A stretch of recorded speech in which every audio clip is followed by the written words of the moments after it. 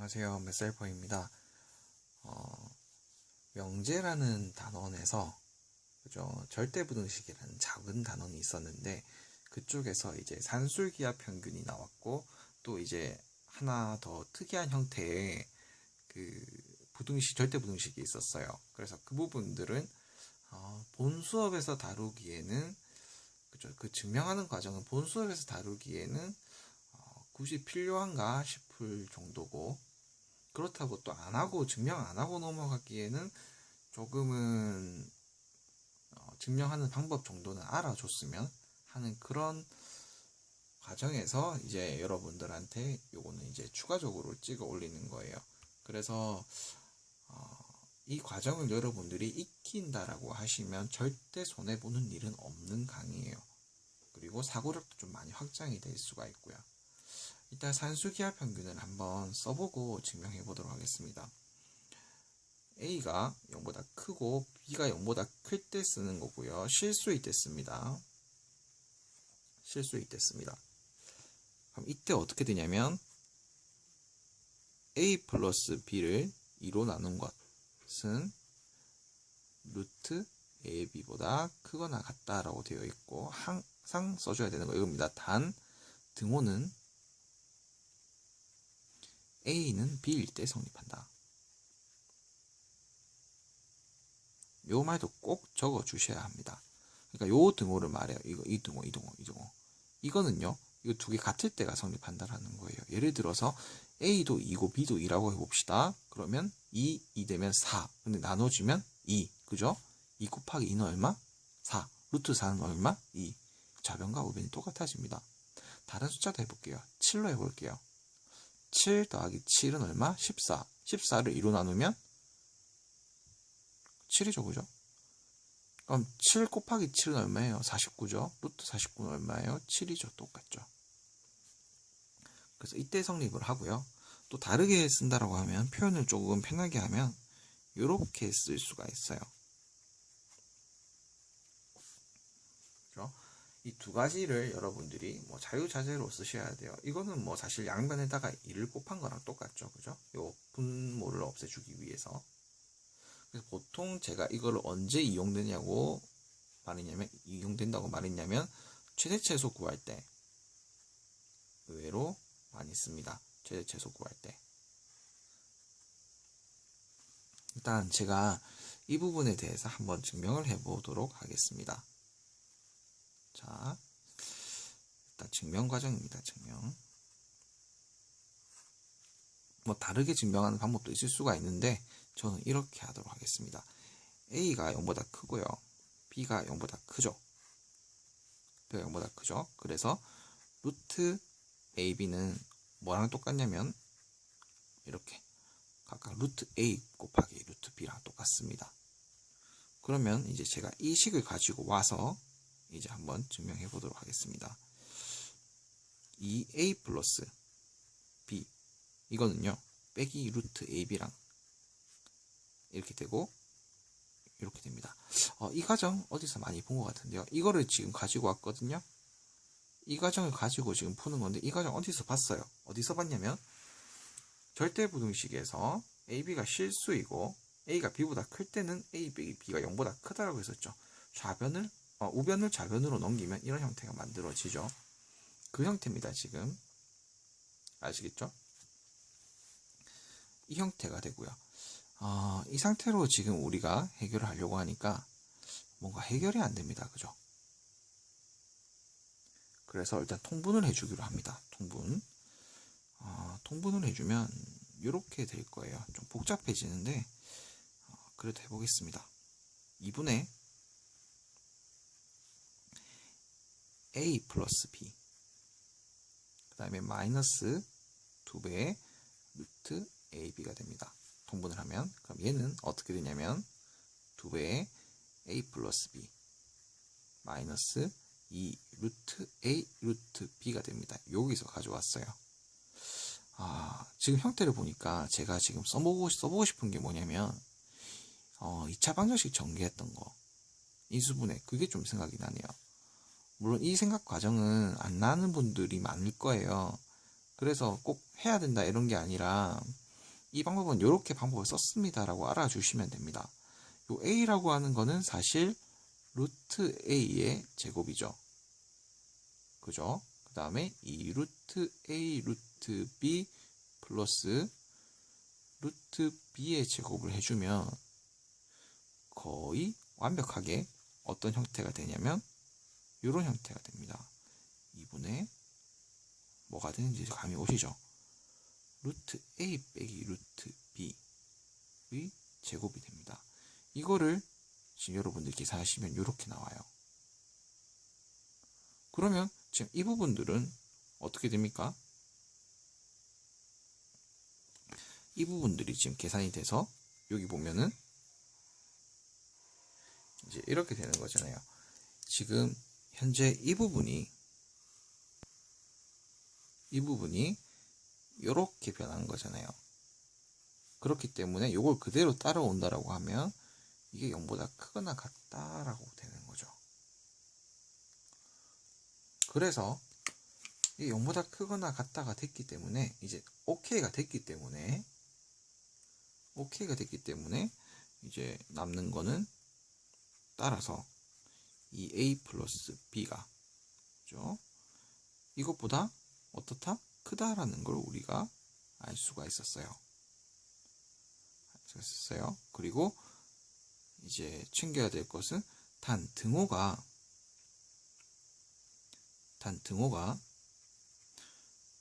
등호는 루트 A는 루트 B랑 그죠? 루트 A, 루트 B랑 같을 때만 빵이 만들어지니까 성립이죠. 등호는 이때만 성립. 이때가 성립해야 되니까 즉 A랑 B는 서로 같을 때만 성립이 돼야 된다. 그 얘기입니다. 이 과정을 여러분들이 막 떠올려야 된다 이런 건 아니에요. 근데 지금은 익혀두고 쌤의 논리를 따라올 수가 있으면 됩니다. 무조건 뭐 따라와야 된다 이런 건 아니고 따라올 수 있을 정도로 연습해 주시면 정말 좋아요. 근데 보통 산술기하 평균은 증명하는 과정은 뭐 서술형 평가에서는 나올 수가 있는데 실제 내신이나 뭐 그런 데서는 나오진 않을 거기 때문에 수능에서도 그렇고 그러니까 이걸 이용하는 거를 많이 써먹지 실제 증명 과정은 나오진 않을 거예요.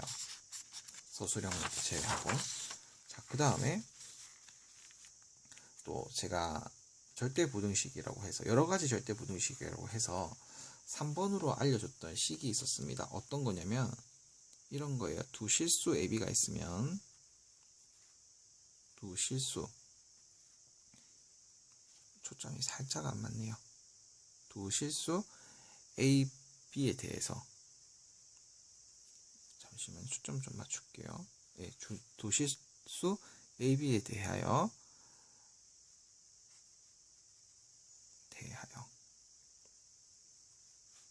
절대값 A 더하기 절대값 B 이거는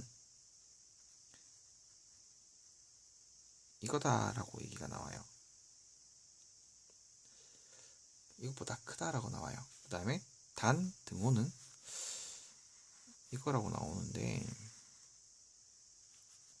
단 등호는 어떨 때 A, B가 곱했을 때 양수일 때입니다. 그죠? 0보다 클 때니까 양수일 때라는 걸 말해요. 그래서 이 어려운 식을 일단 한번 지금은 증명도 한번 해보고 이해도 한번 해보겠습니다. 이게 처음에 좀 안 와닿을 수가 있어요. 일단 한번 문제를 풀어보도록 하겠습니다. 증명을 해보도록 하겠습니다. 이 증명 과정도 아까 전과 마찬가지로 절대부등식에서 제가 그 실수의 성질이라고 해서 1번이 있었죠. 그 1번을 기준으로 해서 일단 문제를 풀어갈 겁니다. 그러면 일단 첫 번째부터 이제 풀어가보도록 하겠습니다. 둘 다 A랑 B가 실수라고 했기 때문에 절대값 안에 들어가면 무조건 일단 양수죠. 그렇기 때문에 두 개 더했을 때 양수가 될 거고요. 그 다음에 이 아이도 어차피 절대값 밖으로 나오게 되면은 뭐가 됩니까? 양수가 되기 때문에 이 아이도 이렇게 될 거예요. 그렇죠? 그러면 이제 제가 아까 전에 말씀드렸던 바와 마찬가지로 똑같은 방식으로 한번 풀어보도록 하겠습니다. 이렇게 됩니다. 어차피 제곱을 하더라도 크기는 변하지가 않는다라고 우리가 알고 있어요. 그러니까 이 아이가 양수면 제곱을 하더라도 이 둘 사이의 크기 관계는 바뀌지 않는다고 언제 배웠었냐면 저번 시간에 실수의 성질에서 5번째 성질에 있었습니다. 5번째 성질에. 둘 다 실수고 양수면은 그죠? 제곱이 되더라도 부등호의 방향이 바뀌지 않는다라고 배웠어요. 그래서 얘를 한번 제곱을 해줍니다. 절대값 a 플러스 절대값 b의 제곱. 그 다음에 어차피 부호 변화는 바뀌지 않을 거기 때문에 요거의 제곱. 이 결국엔 어떻게 될 거냐면 0보다 크다라고 나와야 될 거예요. 원래 요 식에 따르면. 그러면 조금 귀찮지만 꼭 한번 손으로 써보시는 걸 추천드릴게요. 이렇게 되고 그 다음에 이렇게 될 거고요. 그 다음에 빼기 제곱으로 해서 나오게 되면은 이렇게 된다라고 언제 배웠었냐면 저번에 그 실수의 성질을 할 때 네 번째 성질에 네 번째 성질? 네 번째 성질에 있었어요. 네 번째 성질. 절대값을 기준으로 해가지고 제곱을 해버리면 뭐가 된다? 그 원래대로 풀려 나온다. 원래 모양대로. 그래서 얘가 a제곱이 되고요. 얘는 일단은 천천히 가보도록 하겠습니다. 해야 되는 것부터 하고 b제곱. 그 다음에 이 아이들 같은 경우에는 어떻게 되냐면 a제곱 플러스 2ab 플러스 b제곱이 되게 됩니다. 그러면 이제 a제곱 플러스 이건 아까 전에도 봤지만 아까 전에 안 봤군요. 이것도 마찬가지로 그 실수의 성질 중에서 네 번째에 있었던 성질입니다. 이게 뭘로 바뀌냐면 이렇게 바뀌어요. 2ab 그 다음에 플러스 b제곱 마이너스 a제곱 마이너스 2ab 마이너스 b제곱이 되게 됩니다.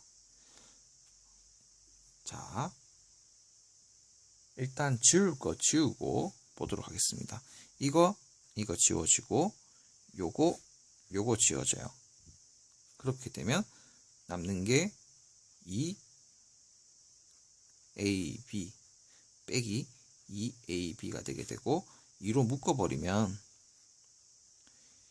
요런 일이 벌어집니다. 여기까지 오케이 되시겠죠?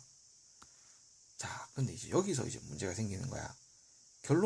우리의 결론은 어떻게 돼야 되냐면, 우리의 결론은 이것보다 크다라고 됐기 때문에, 우리가 원하는 결론은 절대값 a 더하기 절대값 b 빼기 절대값 a 플러스 b 절대값 닫고가 0보다 커야 된다가 돼야 됩니다.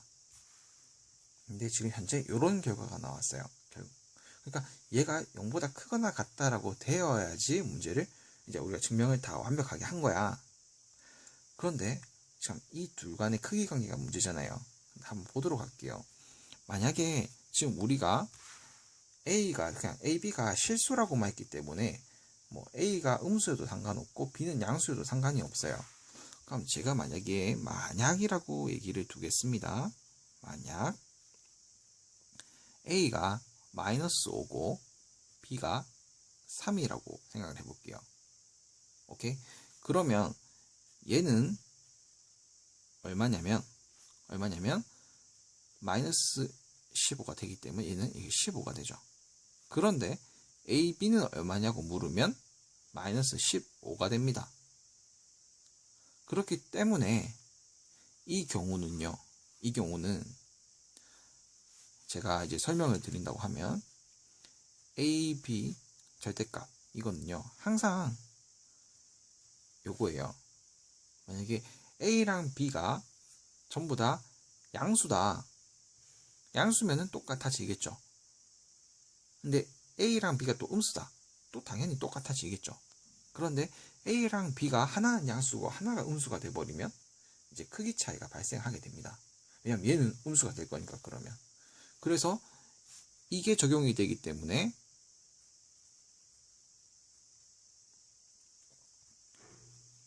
요게 적용이 되죠. 그럼 이게 0보다 크기 때문에 0보다 큰 거에서 양수 곱하기 2는 다 뭐보다 크냐면 0보다 크겠죠, 당연히. 요게 성립이 됩니다. 이게 성립이 돼요.